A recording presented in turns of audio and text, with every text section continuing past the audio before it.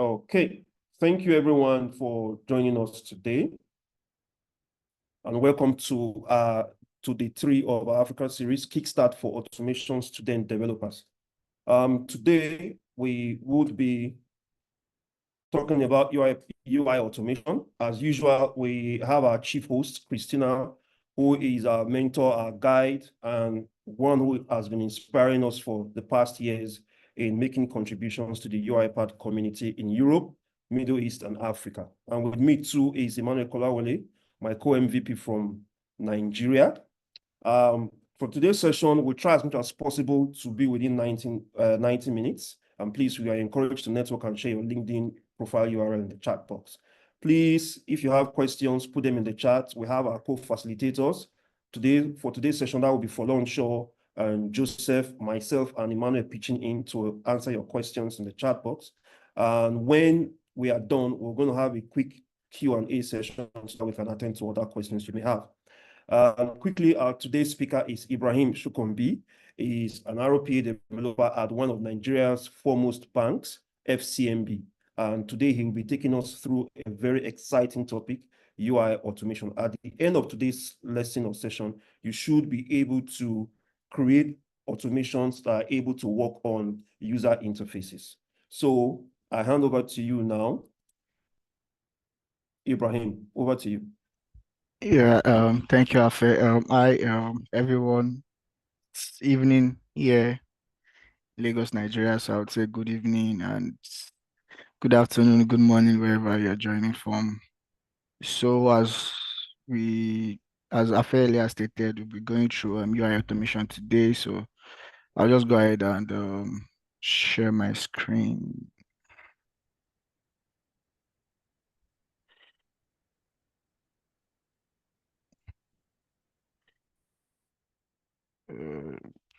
Let me know when you can see my screen. Yes, we can see your screen, Ibrahim. I can see your screen. All right. Apologies. Yeah, so basically today we'll be going through the basics and the rudiments of UI automation. I think UI automation is one of the most fun parts of RPA because it's where you actually see where the bots interact with what you've done, and you can see the steps, the clicks, and every other thing. We'll be touching on the recording tool within the UI part. We'll be talking about selectors and types of selectors, and we'll also hit on the UI Explorer and using wildcard characters in selectors and UI Explorer. Then we'll also respond to questions and give good answers. Yeah, so permit me to just start. Yeah, so the first thing we'll be going through is we have a simple teaser to just warm up our brains and just get us up to speed with the class or session for today. Christina, if you could please help me with that.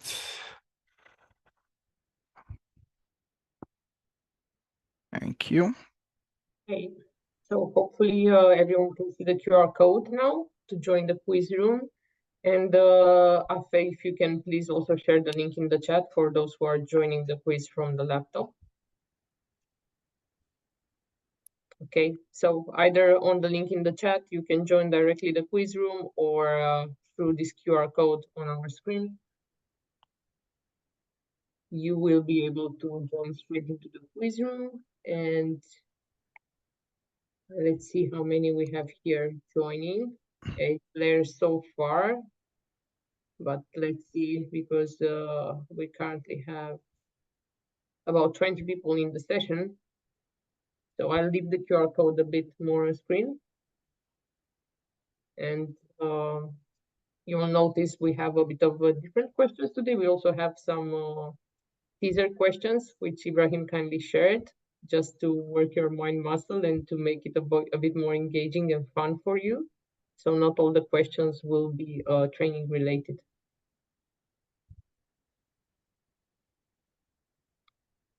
Okay. We have 13 in the quiz room. Guys, if you want to join, I'll leave this on the screen about 10 more seconds. And once you are in the quiz room, you can just keep that tab open, remain there till the end of the session, because we will have 3 more quiz sessions till the end of the session.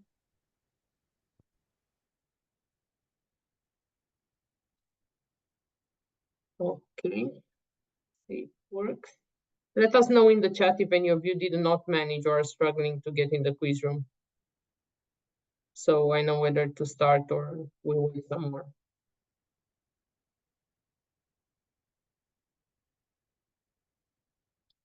Everybody joined?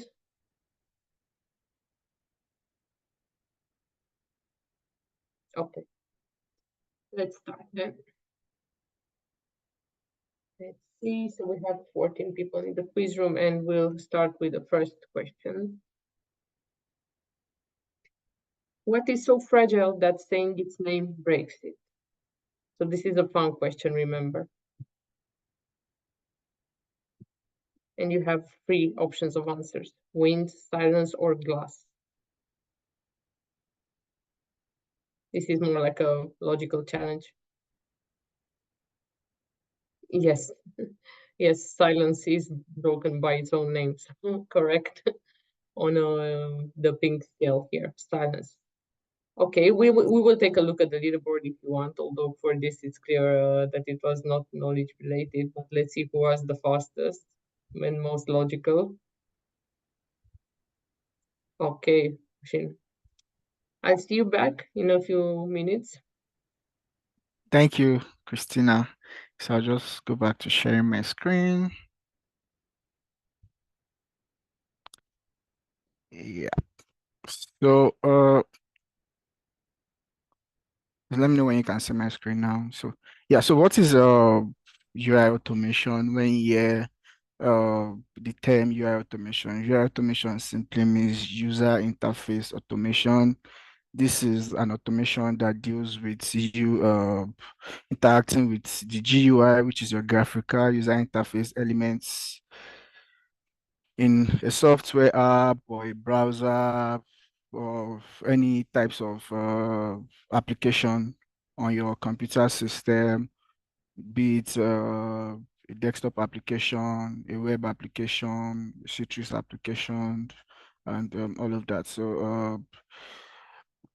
So how do the robots perform this UI automation? It's through keyboard inputs, mouse movements, and clicks, reading the computer screen, and scraping data, and yeah, all of that. So UI automation in robotics and RPA, it's possible to simulate the human interaction with applications. So what are we talking about here? We're trying to say that the robots can mimic whatever we're trying to do on these applications. For example, you're trying to sign into your LinkedIn page and accept some connection requests. Can have a bot do that for you. And this is what we mean by user interface automation.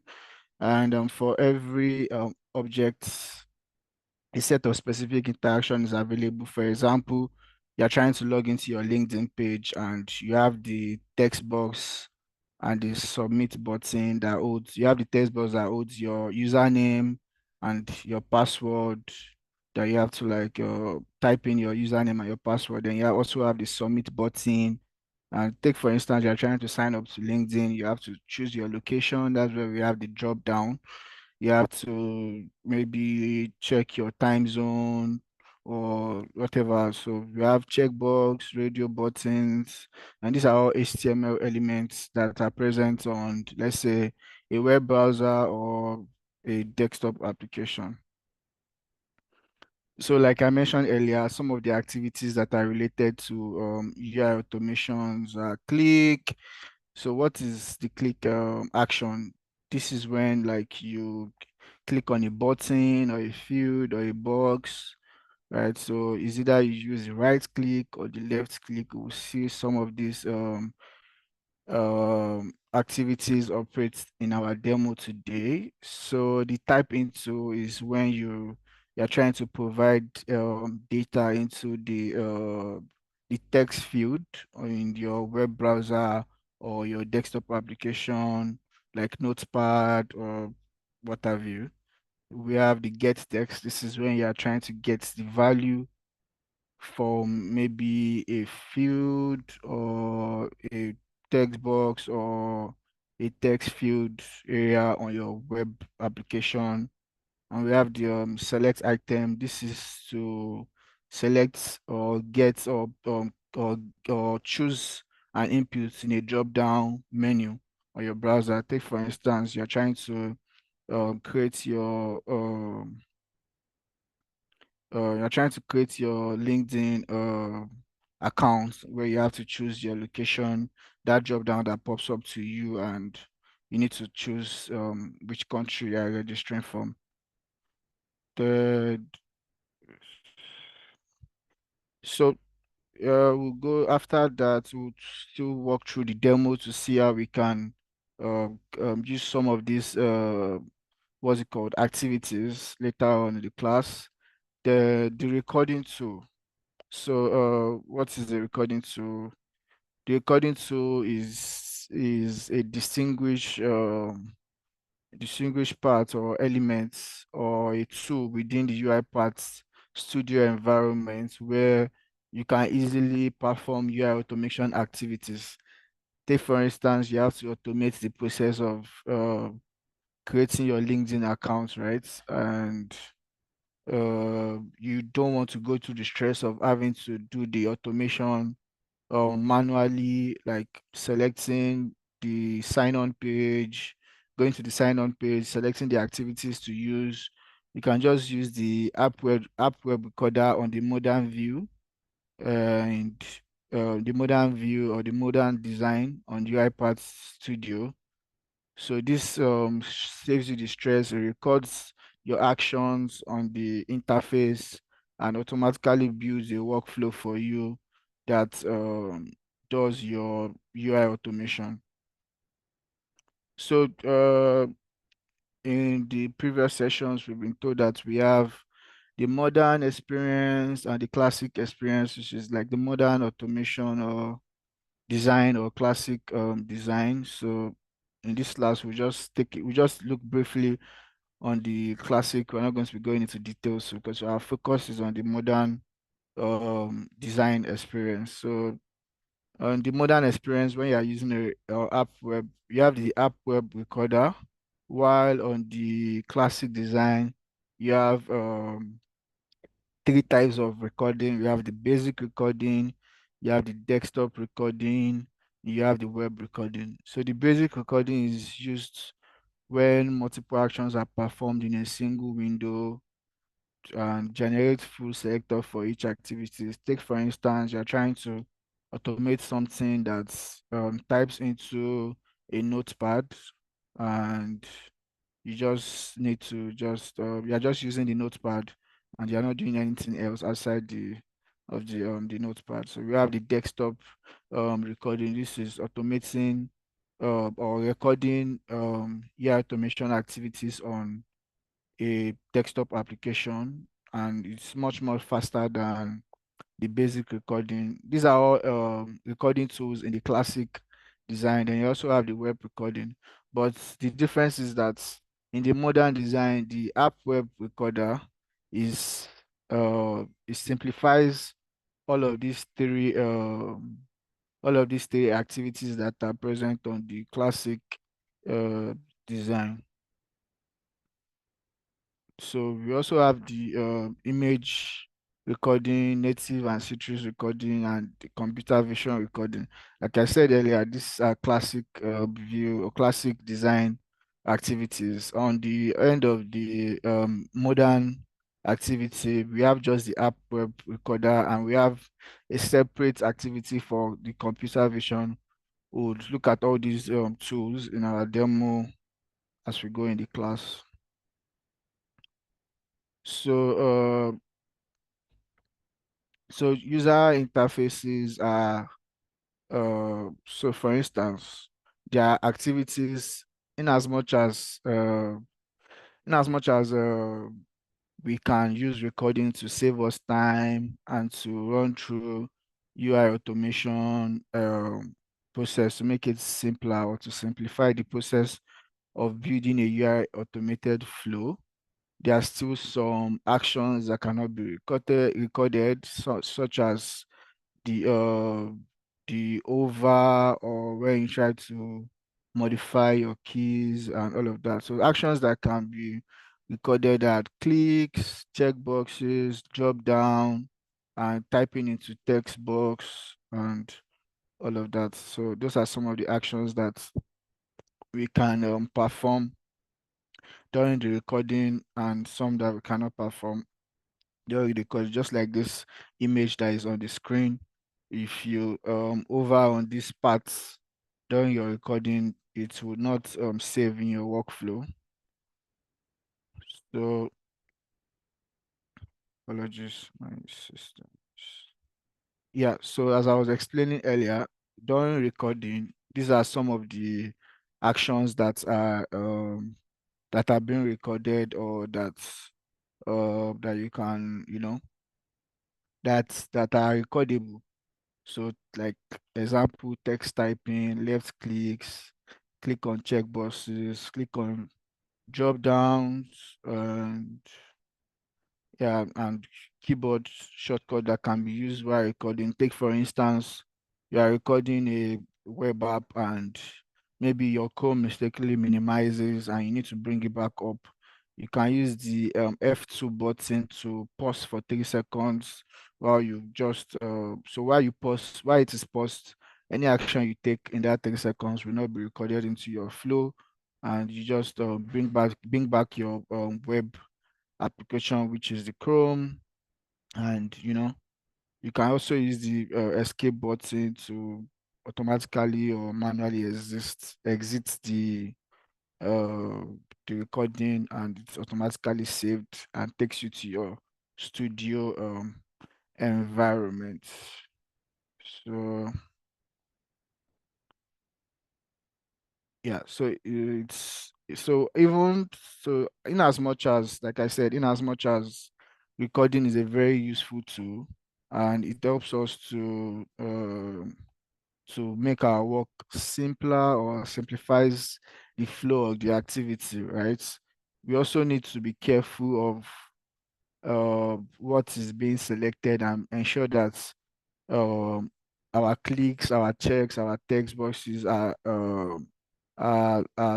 specified correctly. For instance, your username, when you're recording, you type in the username, but in your flow, you might need the username to be dynamic, right? So you need to like check on all these selectors and all of these values to ensure that you are passing in dynamic values where you need to, even after the flow has been created for us. So we would see some of this that I'm trying to express. So we just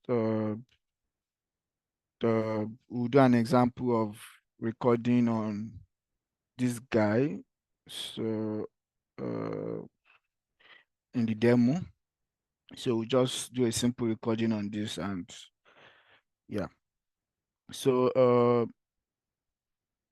let me just open my studio. If there are any questions before I go to the demo, please, you can drop in the chat.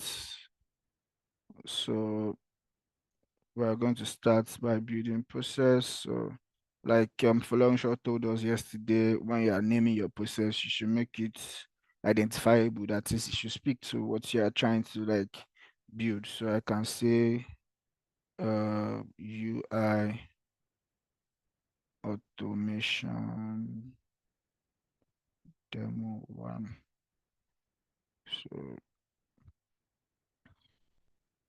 So we're in the in the session, I was telling you about the modern experience and the classic experience. So we're currently on the modern experience.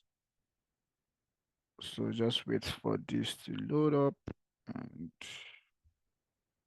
So while this is loading up, I can, let me get this guy.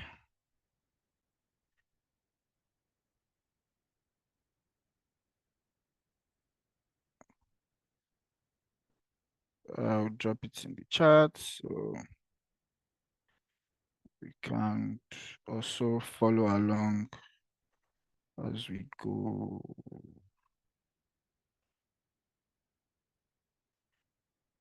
Yeah. So let's go back to Studio. Still loading up. It's taking a while.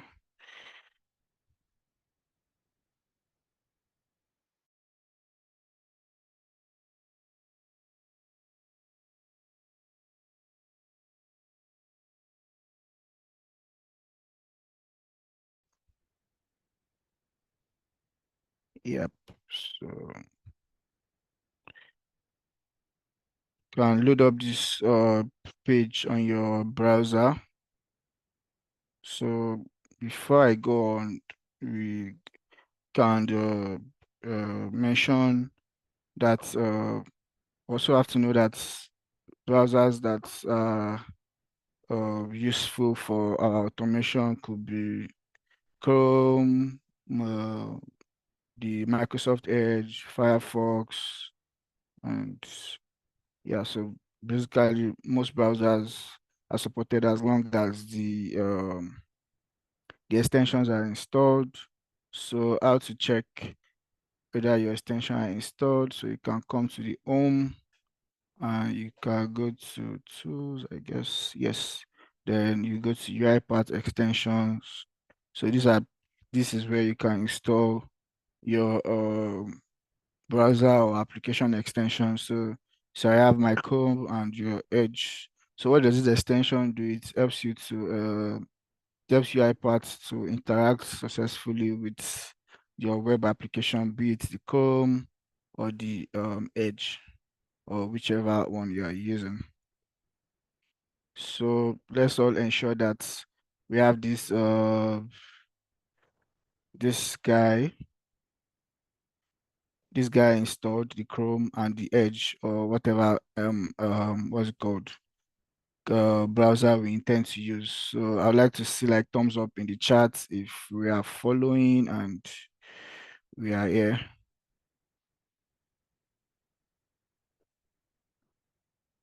I would like to see some thumbs up okay, thank you.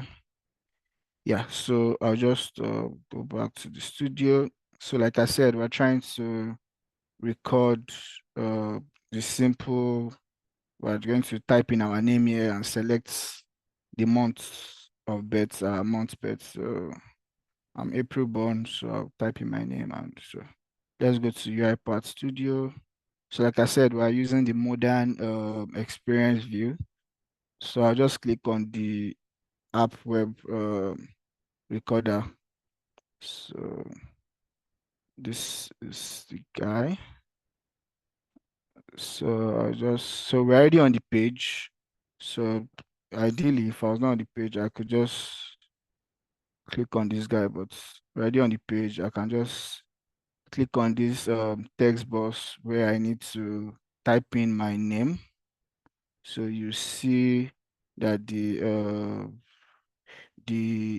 recording tool is telling me to type in the text I want to type into. So since we're not passing in dynamic value, I'll just type in my name. So, and I'll click on confirm. And the next thing I want to do is also select my birth month.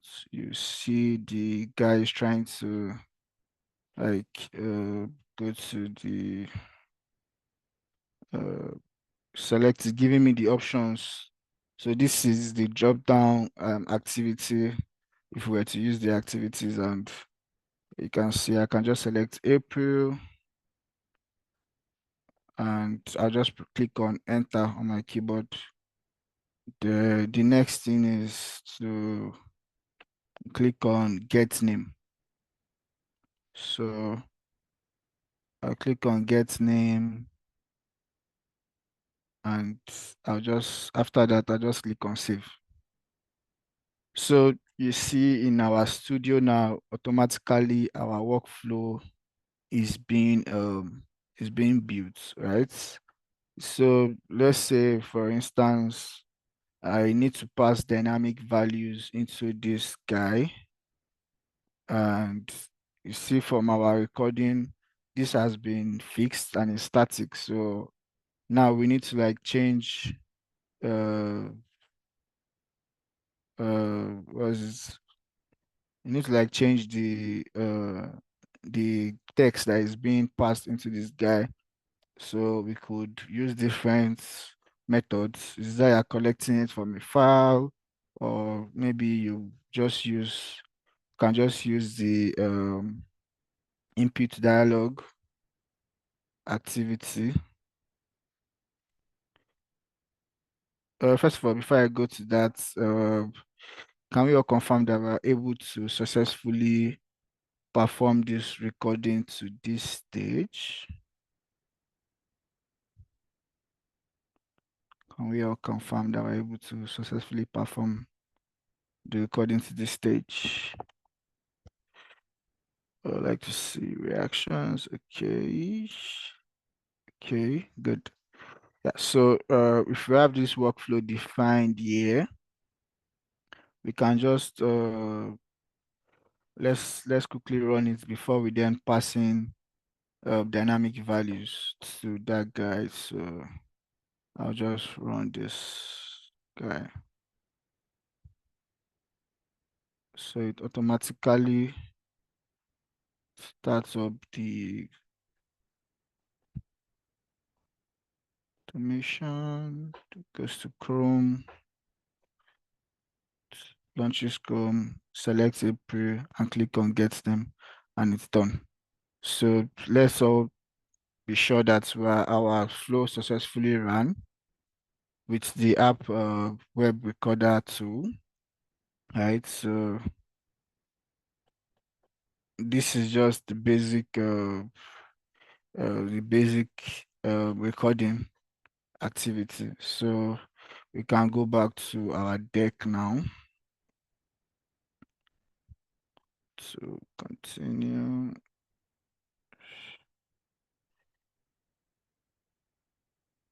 So the next thing we'll be discussing on is selectors. So when you hear the word selectors, what are selectors? Selectors are specific attributes related to an element. That is, take for instance, I'd clicked on this guy. I clicked on where is this guy? I'm getting up here. So my studio now. So you see this guy says type into, right? So this text field I've clicked on now has some selectors, which we'll be seeing shortly in the next demo.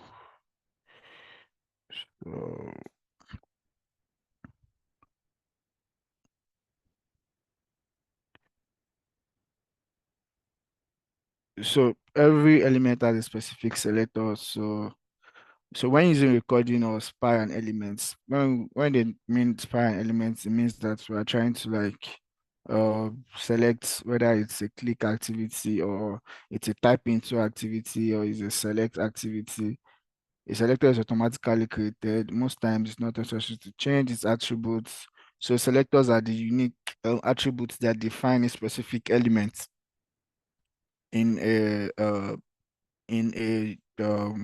graphics automation or user interface automation. So there are some attributes, that is some selectors attributes that are dynamic. So it's necessary to tweak sometimes to tweak the values.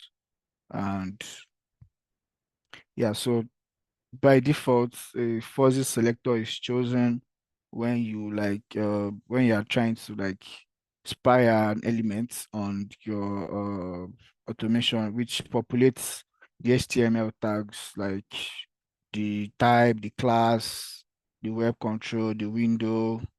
So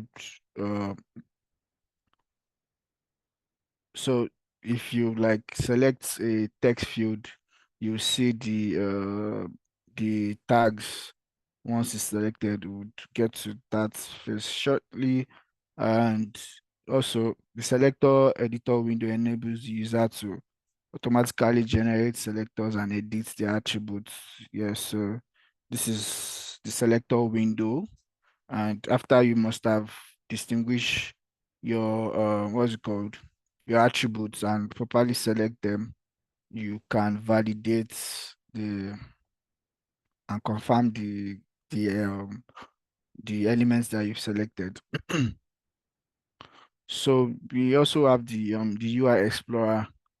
So I'm just trying to like combine these activities, the explanation, so we can go into our demo for the day. So the UI Explorer is like an advanced pane or advanced sub application within the UI Path Studio that enables you to use or customize your selectors in a standalone what's it called, activity.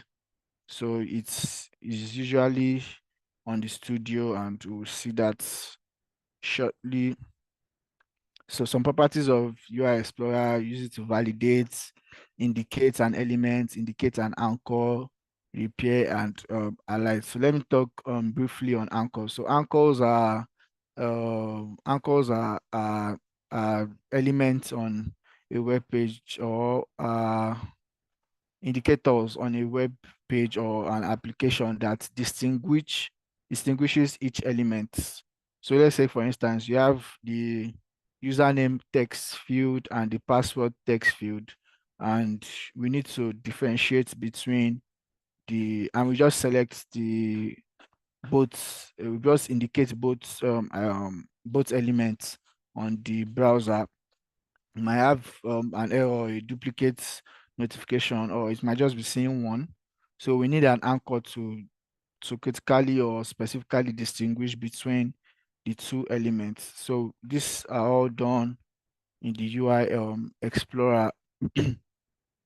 And in the UI Explorer, we can also repair an element that we've selected and also highlight it to be sure that it is the correct or the right thing that we are selecting.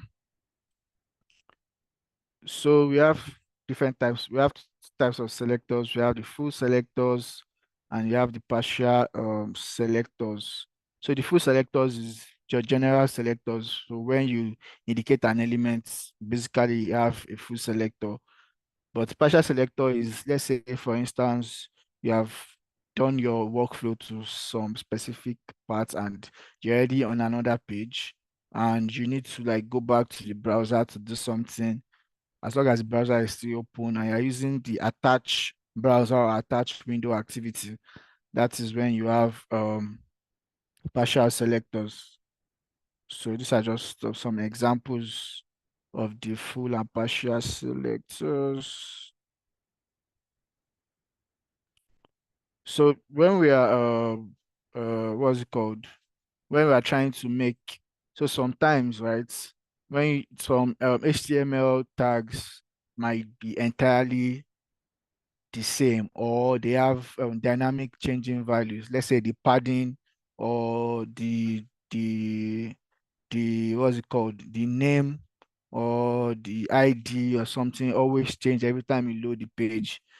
You can use what we call dynamic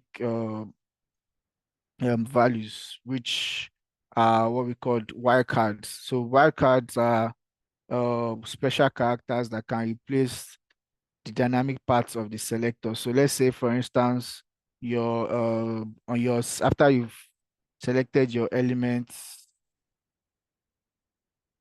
and you selected your indicated your element on your browser, and what's it called, and you have a tag in the nodes or in the HTML tags that is being displayed. You have some tags that are dynamic. That means whenever you load the page, they always change. You can use special characters, which are called wildcards. So we have two major ones that we use. We have the asterisk and we have the question mark. But what does the asterisk do? The asterisk typically replaces 0 or more characters. So whether there's a value there or there's no value there, the asterisk replaces that kind of sort of dynamic attribute of a selector, and question mark replaces exactly one character.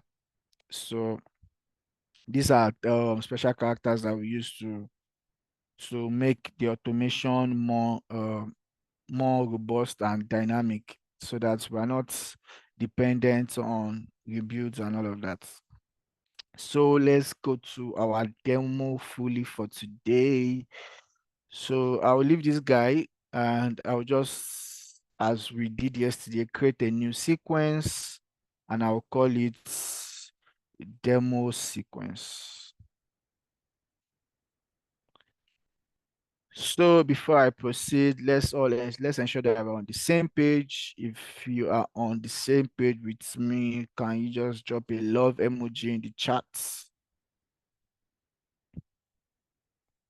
If you're on the same page with me, can you just drop a love emoji in the chat so that we can proceed and we know that our attentions are not divided. Please, if I'm going too fast, please just let me know, and if I'm not audible enough, please signify. Please, if you are with me, drop an emoji on the chat. Thank you. Thank you. Okay, so I'll just proceed. So on the left hand side where you have this pane, we can just go to our activities pane, and so this time around we're trying to do an automation on this guy. Why is this guy?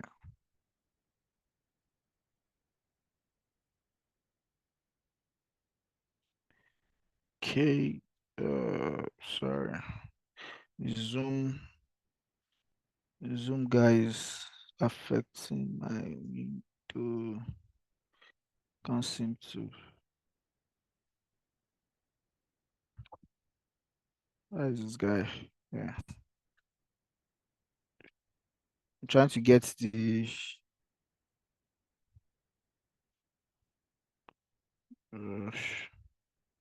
okay, just do this.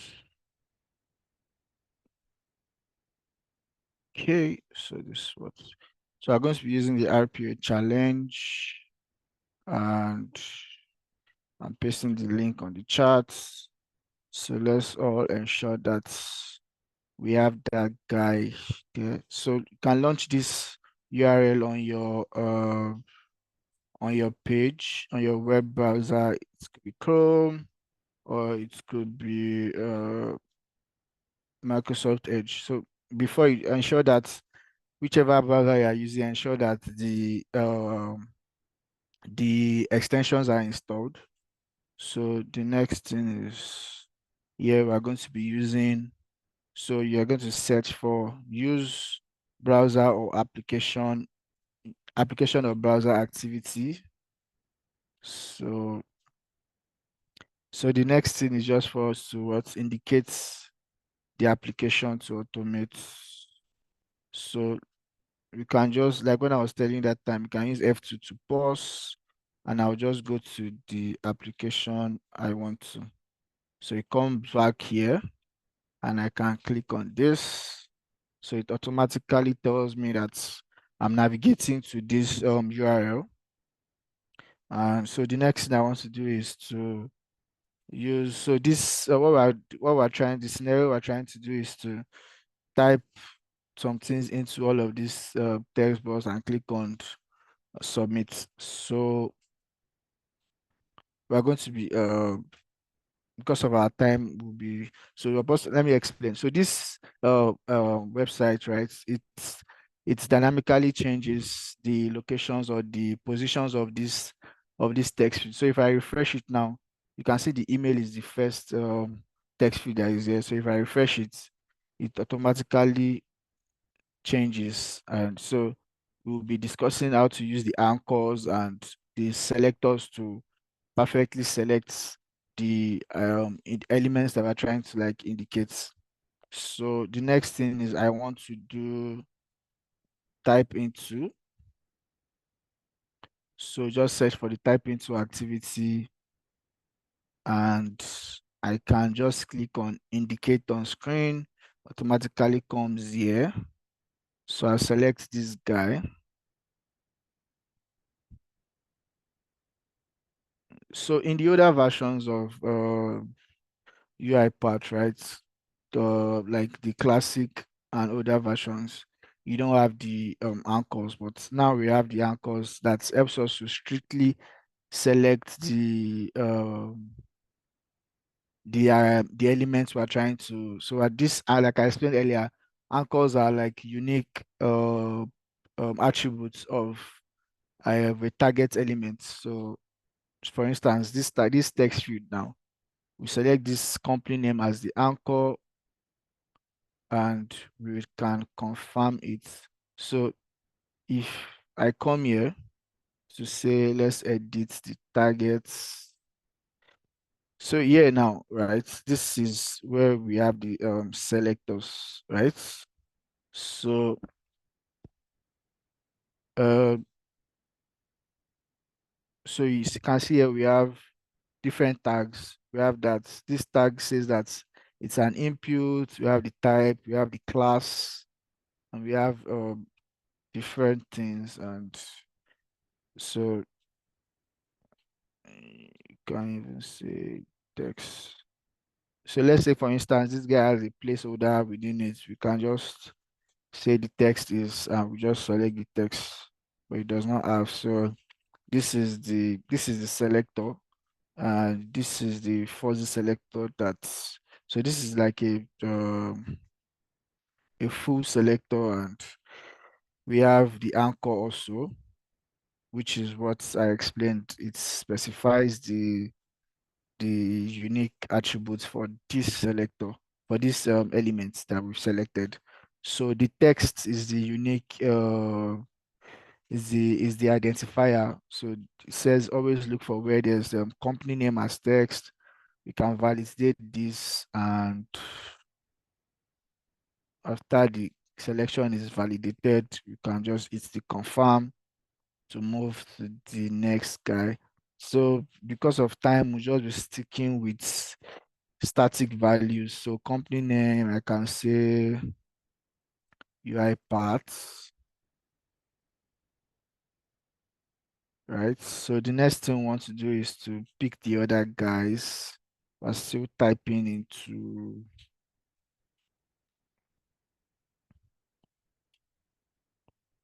so I'll just do 2 or 3, then we can do the rest on our own. So I'll select the anchor, I'll validate and confirm. So role in the company, I can just say CEO, and I'm also still typing into,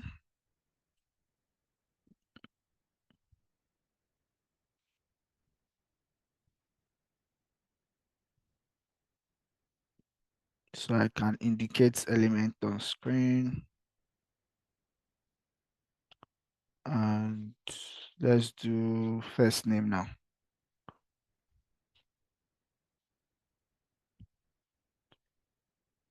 So I would select the anchor.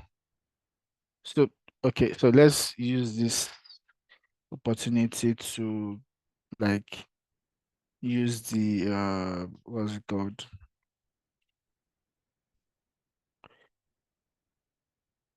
What's it called? The let's, for instance, the wildcard. So let's say, for instance, we can place a wildcard here to just say that regardless, so this might not be effective because it does not have a dynamic changing value, but this is what we mean by using wildcard. So let's say, for instance, we need this guy changes as every time you refresh the page. Let's say there's a value here that is 40, and whenever you are refreshing the page, it changes to 50 or 60 or anytime. So we're using an asterisk wildcard. We're telling that whatever value that is here, whether it's no value or it has more than one characters and values, it should still like pick the exact elements that we've indicated. But if we put what's it called? If we put a question mark, right? So let's say this is what is here. We have one and we have first name.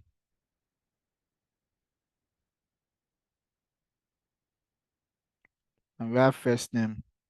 So let's assume that it's just the one that changes. So when you're refreshing this page next, this changes to 2, or this changes to 3, or this changes to 4, or this changes to 5.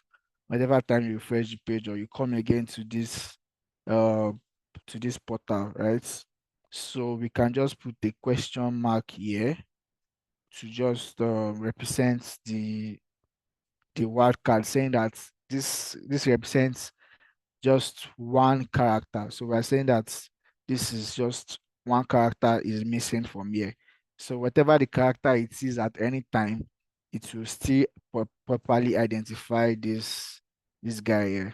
So I'll just delete this since it was empty, and I'll validate and confirm.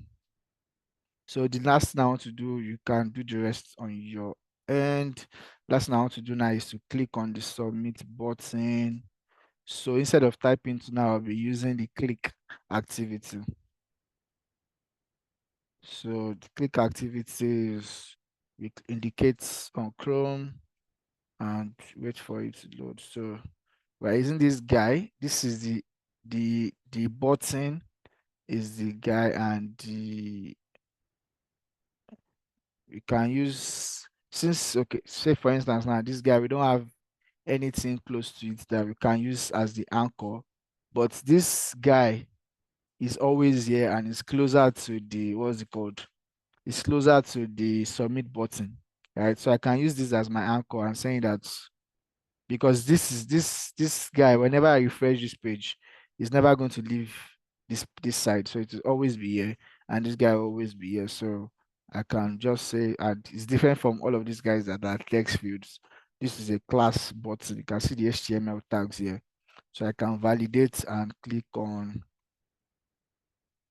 confirm. So we have our flow now, and we are ready to run. So before we go, we did not input the first name that we want to put in here. So the first name that we put in is the first person to drop a thumbs up in the chat. I'll be using your first name to pass in this value. So anybody, please, come on, guys. Anybody, just drop a thumbs up and I would use your first name. Thank you. Ebelechuku, which one is your first name? Is it Ebelechuku or Umezude? If I got that right. Ebelechuku. Okay, let me just copy this guy. Okay. So yeah, we are good to go. So let's be on the same page. If we are on the same page, can you just let me say and just say continue. If you got into this part, just say thank you. So we are ready to run our flow. I'll just run. So before we run, I'd like to like show you some things. Like Folongsha was telling about properties of activities yesterday. So this use browser application to also see has some properties over here. You can just click on the activity and you come here to say properties. So this place you can choose different properties. We have the resize, if you want it to resize when it runs. So I can say tell it to maximize, immediately it launches Chrome. And so these are different activities that you can use to modify the different properties that you can use to modify this activity that we're trying to like trying to work on. So because of our time, I'll just go ahead and run this guy.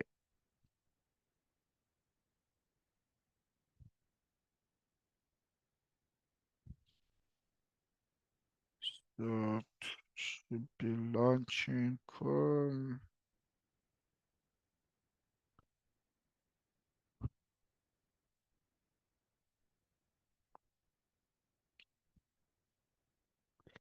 Let me know if you're able to run the flow on your end. You can try to complete all of the text fields on your own flow, because we have limited time. That's why we're just doing 3 of the text fields here. My UiPath seems to be frozen.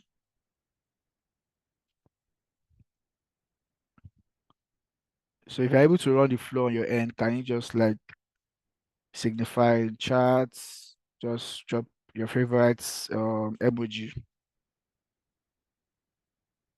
So mine is running now. You can drop your favorite emoji. Oh, Shalom likes to laugh. That's nice. So just wait for these guys. Taking a while.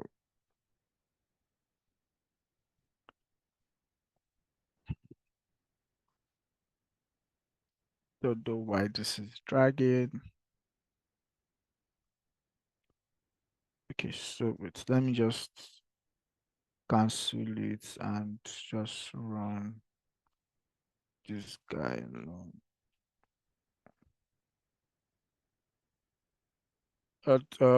Okay, let's just use okay, since we're not able to do anything around debugging so far, so I'll just try to use the debugging tools, the step into, so I can just step into this guy.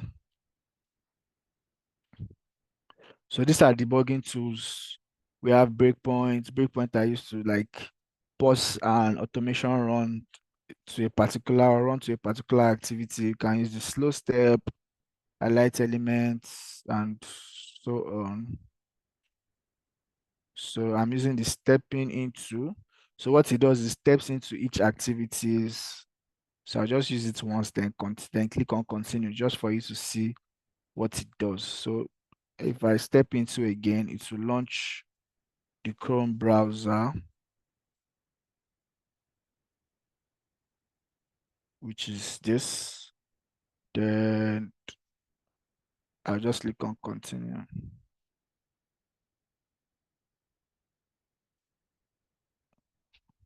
So you just see it's typing Ebelechuku and submit. So must have submitted that. You saw it. So I can do what's it called? Let's run it again. You see that the guy we still puts in the appropriate names in the appropriate places. And you can see even the fact that it has changed the parts or the positions of the elements, it still goes ahead and selects the proper elements and types into the proper elements. So this is just basic activities for use browser application. So let's quickly explore the UI Explorer. So on the tools, on the design pane, on the ribbons here, you see UI Explorer. So we wait for it to launch.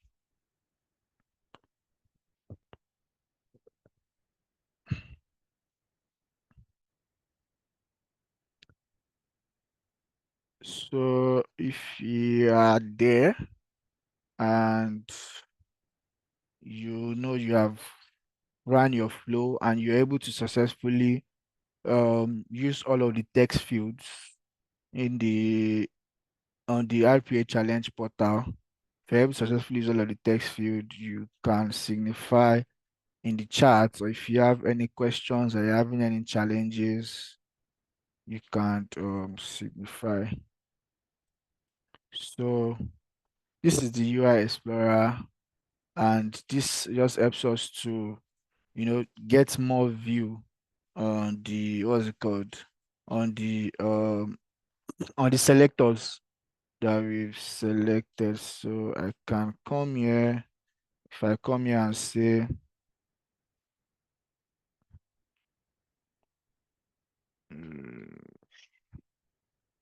cancel. So what I want to do is edit targets.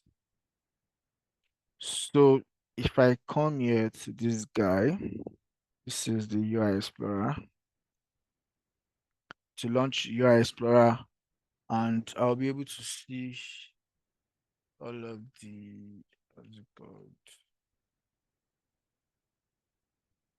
So escape. So I'll be able to see this guy is just selecting this. I don't know what I want to use. I can cancel this one. So Ibrahim, your voice it's reduced. oh, sorry, the mic slipped off mic. You can hear me now? Yes, you can go Okay, ahead. thank you. So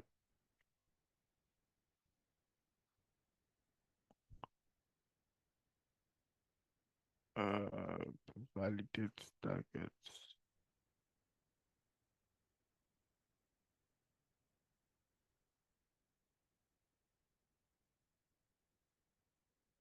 So I open the UI Explorer. I just want to show you what UI Explorer is all about. So what it does basically is, let me just click for Chrome. Yeah.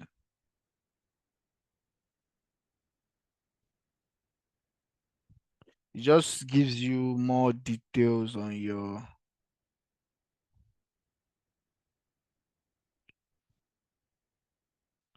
so you see different properties here, and the selectors, just like the tags, just shows you more tags. Don't know why this. Let's see this guy.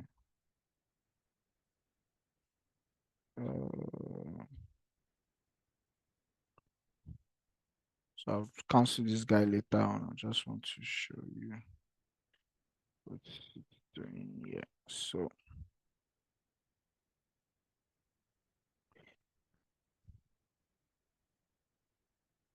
yep. So this is what I wanted to show. So you can see the different different different tags, the different attributes that you can use to specifically identify.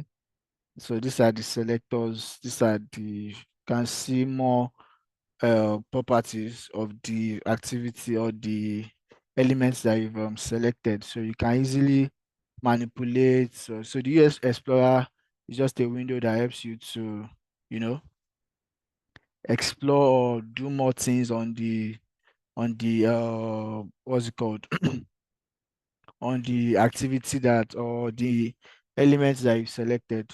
So you can also validate, indicate elements, and indicate the anchor. So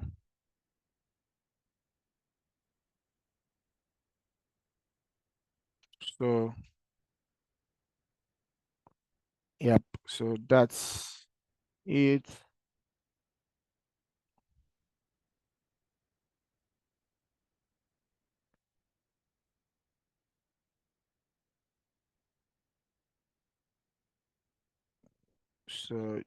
So also remember that the anchors are important, and the selectors properties are also important to ensure that we are selecting the appropriate what's it called, the appropriate activity or the appropriate elements on the application. So if there are any questions, you can just let me know, and I think we can have our first quiz now. Christina, if you can help with that. Yes, just a bit. Thank you. Okay, let's share again the QR code a bit on screen, and I'll leave this a bit for you guys, those who jumped off, to get back into the quiz room.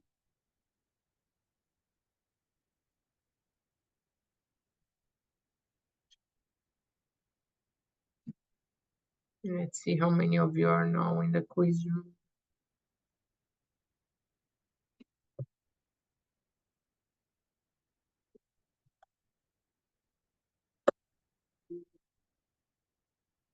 18. Leaving this here just a bit more.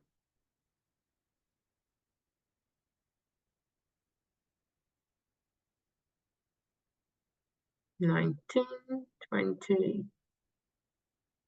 Scan the QR code, or you can join through the link. I just shared it again in the chat. 21. So for the link, go to the chat if you're joining from laptops or computers. And if you're joining from mobile, use the QR code. Okay, we have 21 and it seems like okay, 22. So if we try to enter, but okay, we're good to go. Answer fast, remember guys, and we'll have 2 questions this time. Which of the following is not a UI automation activity? And you have 4 options: type into, click, print, and select item. And isolate the one which is not a UI automation activity.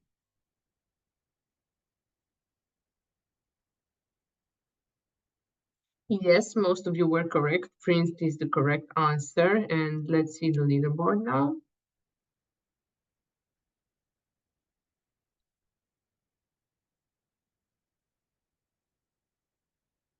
Okay, so we have Gautam. We have a new pole position. Let's move to the next question now. Answer fast to get more points, but yes, you have to answer correctly as well. Which browser can be used in UI automation? MS Edge, Chrome, Mozilla Firefox, or all of the above?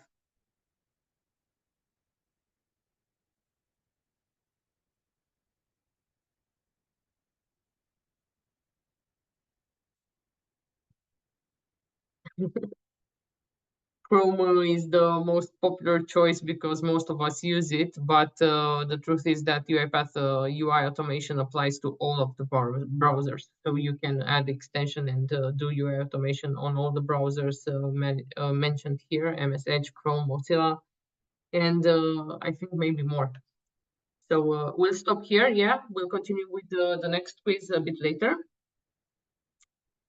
Yes, thank you. Oh, Christina. let's see the leaderboard because I didn't show leaderboard. Okay. Because I bet, though this is not the final leaderboard, so the most important leaderboard is the one at the end of the quiz. Okay, we have another Gautam now in pole position. Good. Let's go on because we have only like 23 more minutes.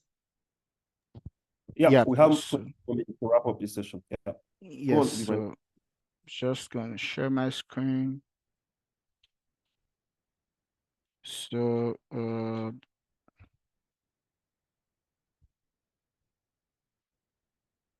so the last part is the data scraping and extracting data from a web or an application.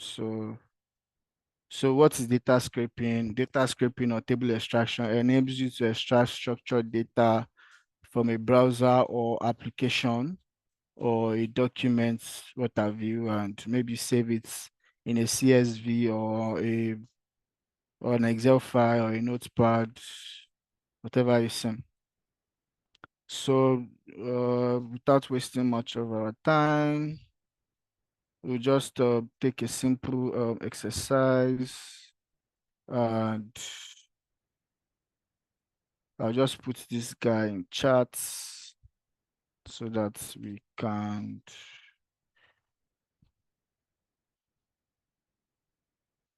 launch it on our end. So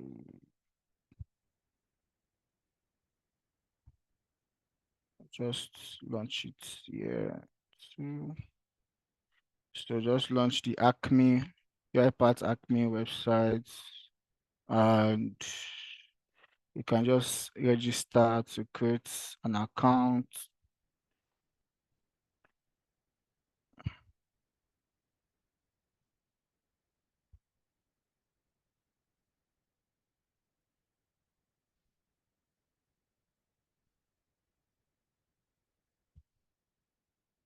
Then do all of this. Bridges, no? Bridge, verify. So you just log in. Oh, sorry. I think I have an account, but I don't think I know the password.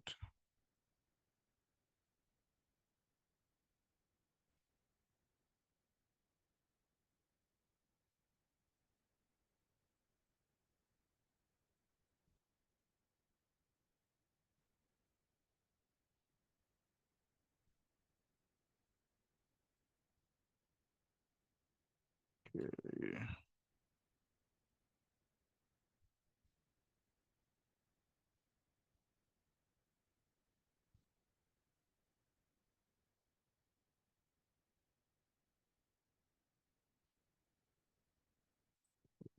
And go back and sign in.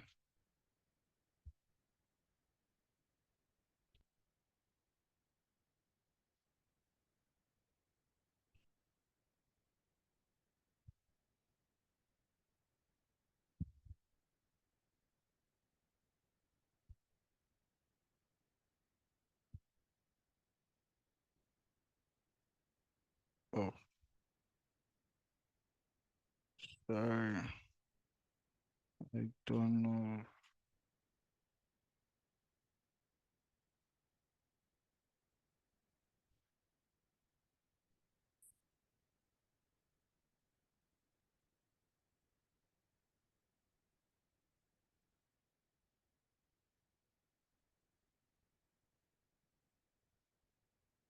Okay, so we're trying to extract data from this side. So we're going to work items. Mm,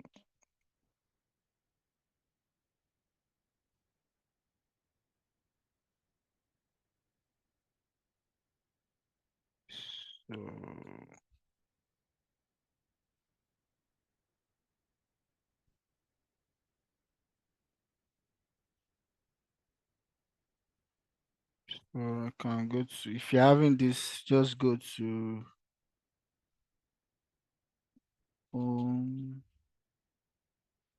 the user options, user options, and reset test data.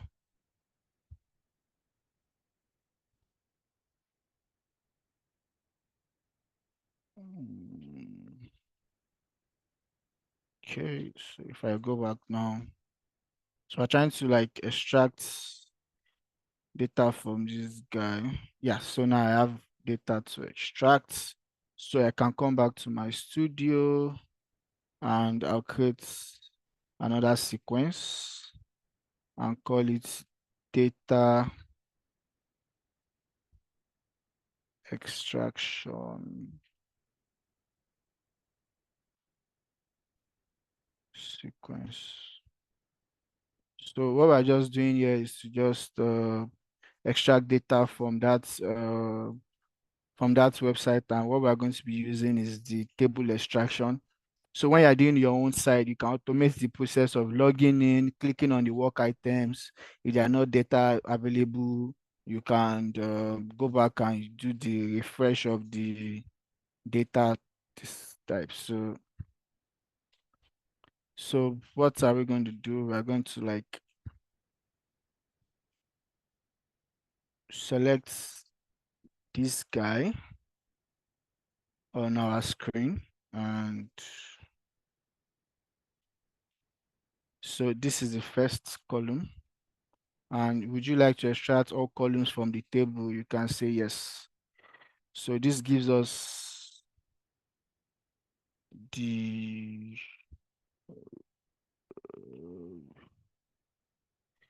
it gives us the exact number of columns. So I don't think I need this guy. I don't need the actions. I don't need the first two guys. I don't need this guy and I don't need this guy.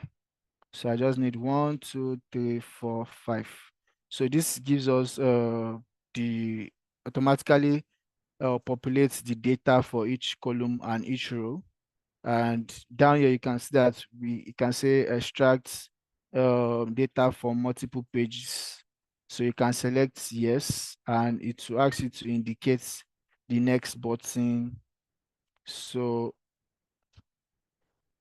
if I click on, I can click on yes. So this is next. What this does is, if I click on this button, right, it goes through all of the pages.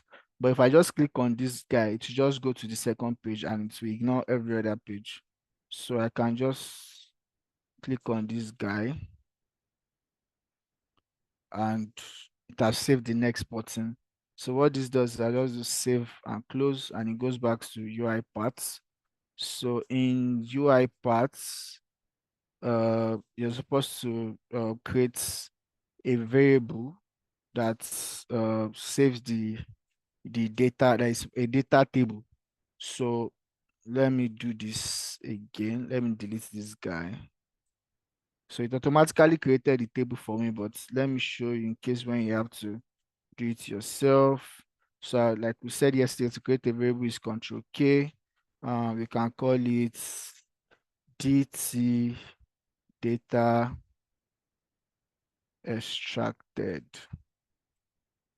right? So that is created, but you can see we still have an error because the type of the data does not match the type that is expected to get. So that automatically pick the type, but sometimes it might just not pick the type, and you just have to come here and select data table. Short showed us how to get other data types yesterday. Just click on browse for types, and we go to like data table over there. So what do we want to do next? So after it has extracted this guy, we can tell it to just write it to a CSV. So we just say write, look for the activity called write CSV, and we can select the data table that we're writing and the file name. So this guy, I can just select the root directory of where we're working, and I can just call it untitled just like this, and it will run. So let's run this guy now. So we're supposed to go to some actions on this other part, but let me see if it's going to just go to that browser and do what we want it to do. So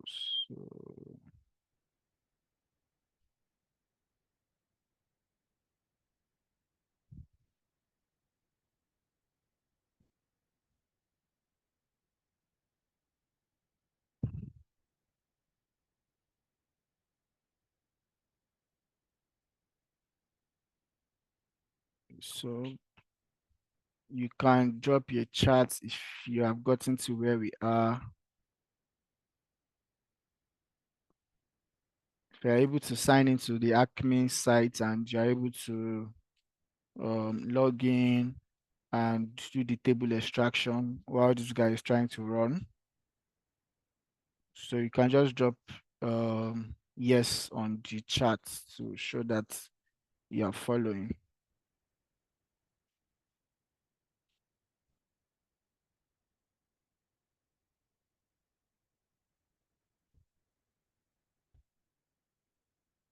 Okay, good. Anybody else?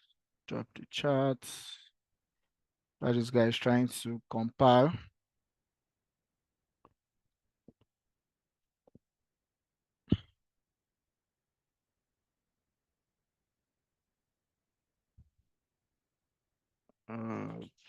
Taking too long, so I'll just cancel and do run file again.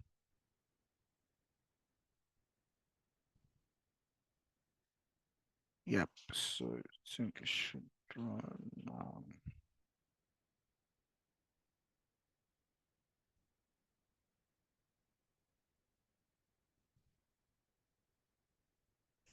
So to go to all the pages. to go through all the pages and extract the data. This is on page 4 now, page 5, page 6, page 7, page 8, page 9. And then it's done. To try to write it to the CSV file.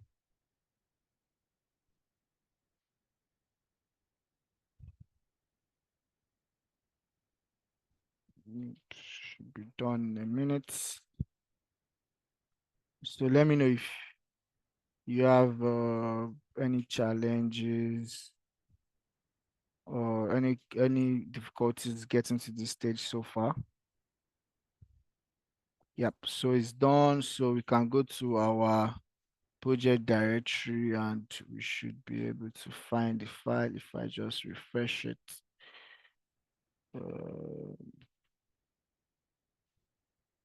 I don't think I have it.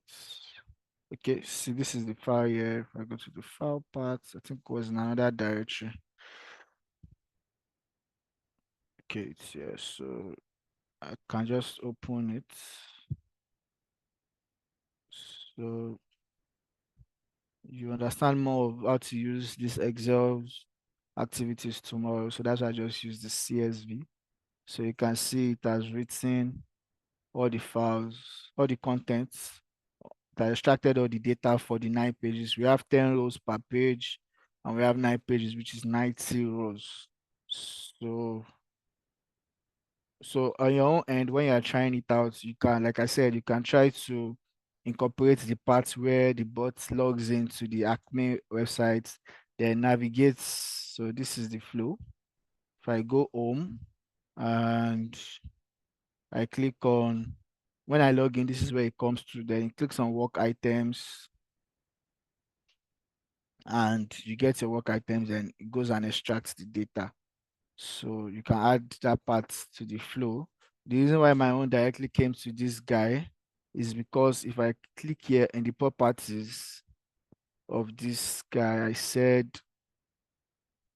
the properties is saying window attach mode application instance. So if I selected single window, it will have launched the guy itself. So you can go back to our slide. If you have any further questions, you can drop on the chats. So on the slides, when you get the slides, you see some other exercises that you can just walk through yourself. And yeah, so we can have our next set of quiz if there are no questions in the chat.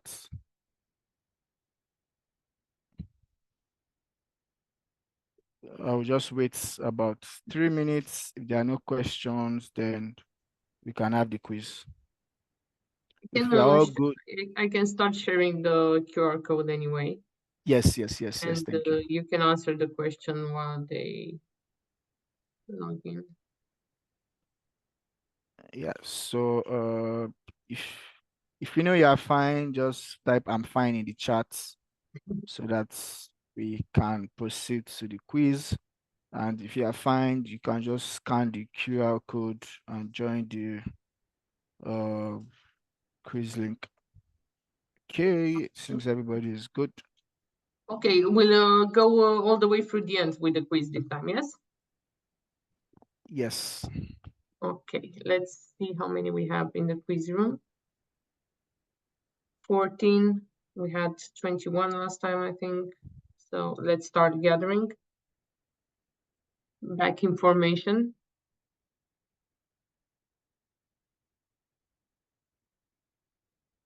Okay, you guys are still joining. You have the link in the chat if you're joining from laptop. If you're joining from mobile, you have the QR code on screen. It will take you straight into the quiz room without password.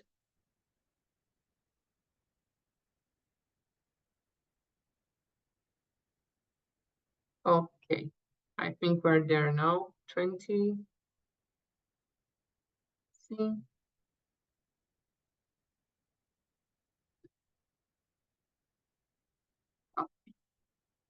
21. Let's continue then. I think we have 3 more questions. Answer fast to get more points. And this is the same as the first question. I am tall when I'm young and I'm short when I'm old. What am I?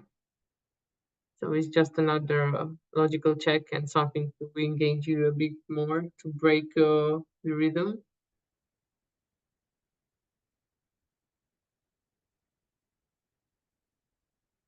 Yes, correct.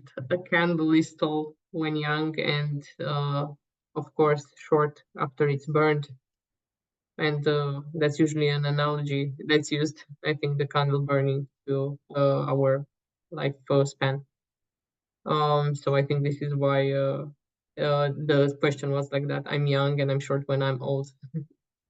Let's see the leaderboard.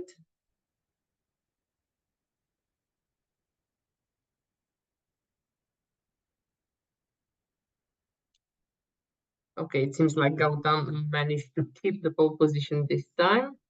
And now next question. Question 5 out of 6 and answer fast. How many characters does the question mark replace in a selector?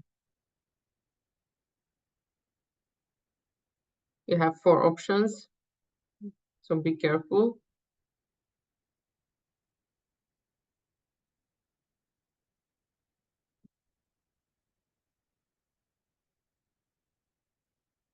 Okay, maybe this was a bit more difficult. Most of you got it right, always 1 character. Let's see the leaderboard. Oh, I think we have a change of situation.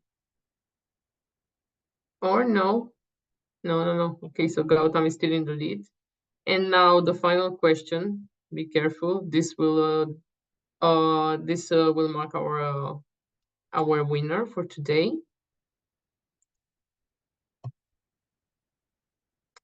What will you use in the modern design experience to extract tabular data? Again, you have 4 options: data scraping, screen scraping, table extraction, or the UI Explorer. But this is an extraction function to extract tabular data. Okay, correct. Yes. Table extraction. This was a bit more simple actually, but it's at least the fact that we have half and half, it means that most of you were really certain on one choice. And now the final leaderboard.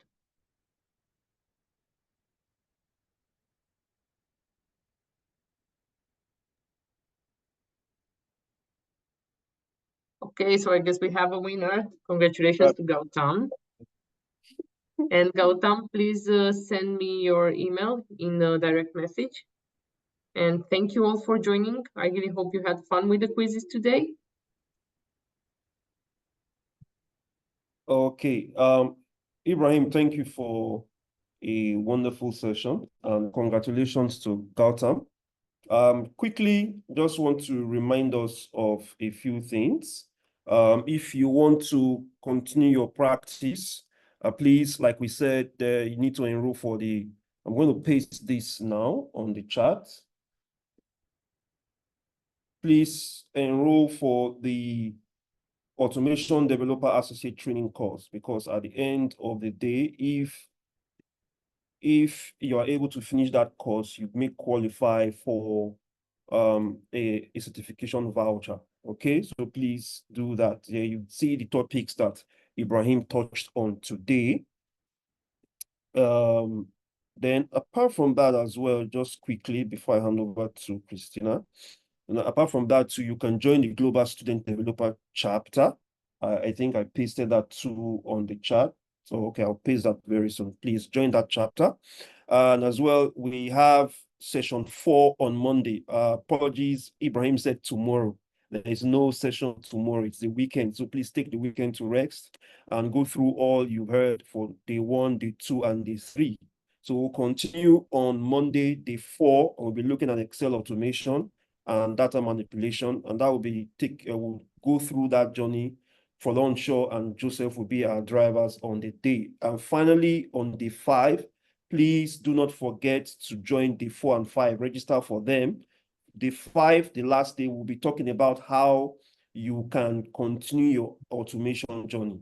What the career path is like, what are the opportunities within the automation space, and how automation can benefit you and your university or polytechnic and college. When we get someone we're going to have someone from UiPath Academic Alliance to talk to us about that. And a whole lot of other information that will be very, very beneficial to you.